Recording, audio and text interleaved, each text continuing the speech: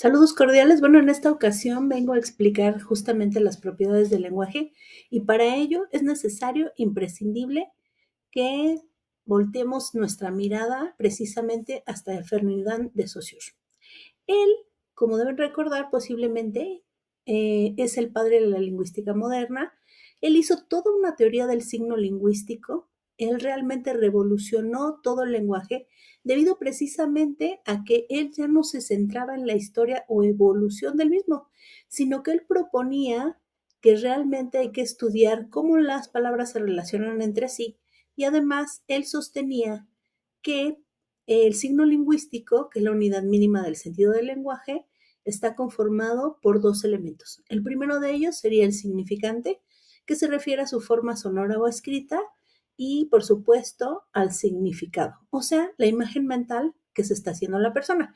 Aquí, como en el ejemplo que pueden ver, el significante sería casa, la unión de cada una de esas consonantes y vocales, y posteriormente cómo cada quien, si nosotros hacemos el ejercicio de cerrar los ojos y pensar cada quien en una casa, habrá quien piense en una casa chiquitita, en una casa enorme, con diferentes acabados. Entonces, a eso se refiere con que el significante es individual, aunque hay ciertas condiciones, ¿no? De que todas las personas pensamos en una casa. Y entonces, ¿cuáles fueron las características principales de esta teoría del signo lingüístico? Bueno, una de ellas era la arbitrariedad, o sea, que no necesariamente existe una relación lógica entre la palabra y lo que nosotros imaginamos. Existen los ejemplos como de, en español se dice perro y todos nos remitimos al animal de cuatro patas que ladra.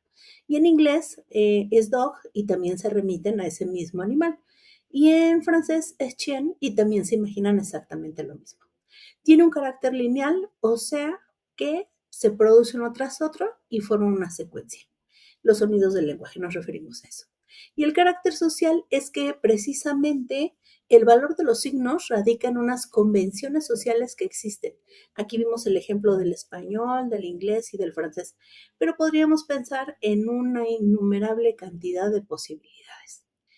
Entonces, ¿cuál es su aportación principal como ese eje rector? Bueno, precisamente es que se trata de un sistema estructurado en el cual se quieren valores entre su relación de los signos y no de manera aislada.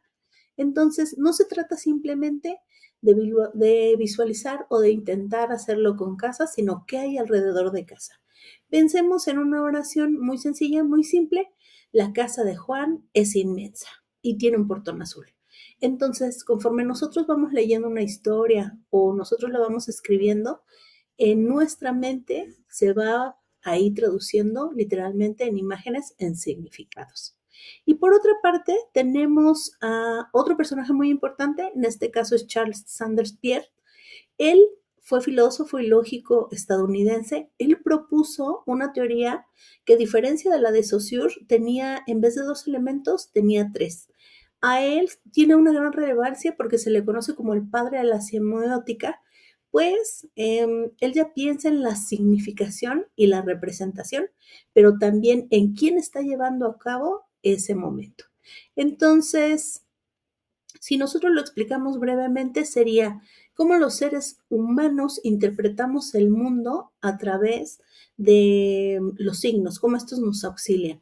¿Cuál era su postura? Bueno, nos dice que no hay pensamiento sin signos, que nosotros para poder conocer o comunicar algo necesitamos representarlo mentalmente o mediante símbolos. No sé si a alguno de ustedes últimamente les ha pasado que están estructurando una idea, estaban conversando con alguien, escribiendo algo y de pronto se les va el término y lo primero que tienen que solemos hacer como seres humanos es intentar recordarlo, pero mediante imágenes. ¿Qué era aquello que yo quería decir? Entonces, a eso se refiere precisamente Charles Sanders. Y decíamos que en su teoría hay tres elementos y ya no solo dos.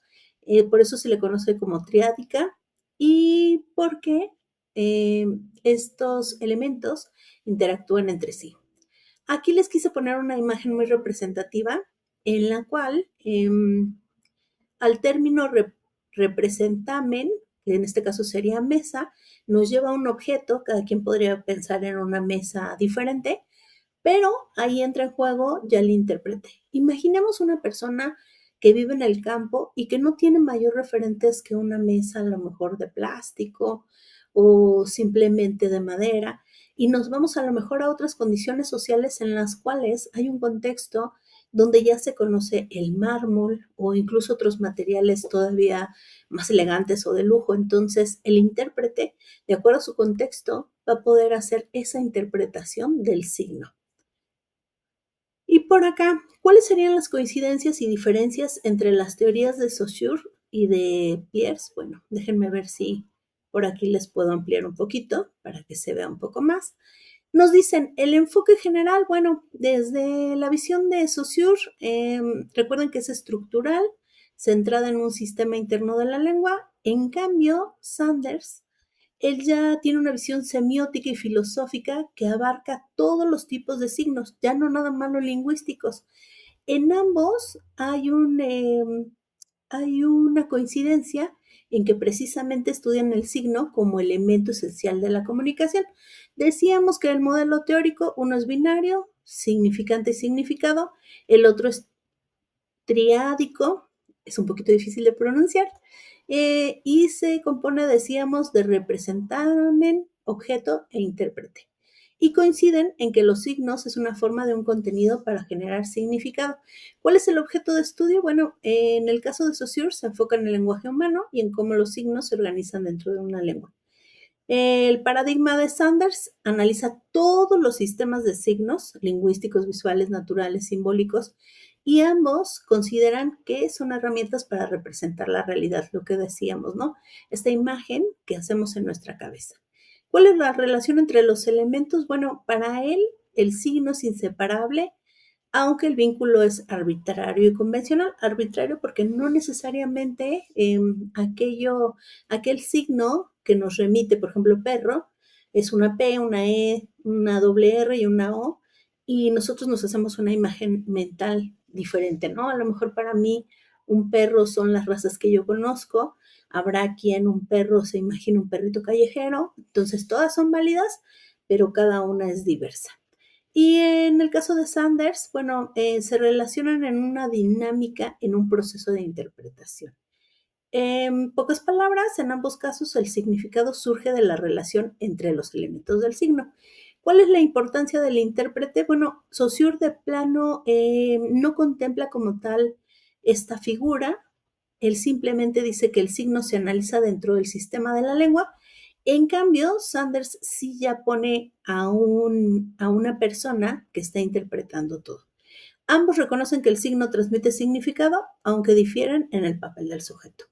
¿Y cuál es la finalidad del estudio? Decíamos que en el de Saussure, explicar cómo funciona el signo dentro de la lengua, y en el caso de Charles Sanders, explica cómo los signos producen sentido en la mente humana.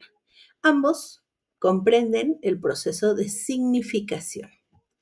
Y nos vamos a precisamente cómo Sanders tuvo tres elementos que son muy importantes para el ser humano. El icono, que en realidad es un signo para mantener ese sí mantiene una semejanza entre el objeto. Pensemos en cuando estamos utilizando la computadora y siempre decimos, es que busca tal icono, o sea, aquello que está representando algo más. Como ejemplos podríamos mencionar un retrato, un mapa, un pictograma. En el índice, bueno, es un signo que tiene una conexión física, causal o de continuidad con su objeto. No se avanza en una semejanza, sino en una relación directa que indica la presencia o existencia de algo. Pensemos que de pronto estamos lejos, muy lejos de un edificio, pero estamos viendo que sale el humo. Entonces ahí hay un índice, un indicador de que está habiendo por ahí fuego, ¿no? De que algo está pasando aunque yo no esté ahí. Y el símbolo, que es una relación entre el signo y el objeto, que decíamos que es arbitraria y que depende de una convención o acuerdo social. En este caso podrían ser las palabras, los números, las banderas. Su sentido proviene del consenso social. Pensemos en los números, cómo los representaban los mayas. Ellos sabían qué significaba cada uno de los puntos y imaginemos un sinfín de posibilidades, ¿no? Por otra parte, ¿cuáles son las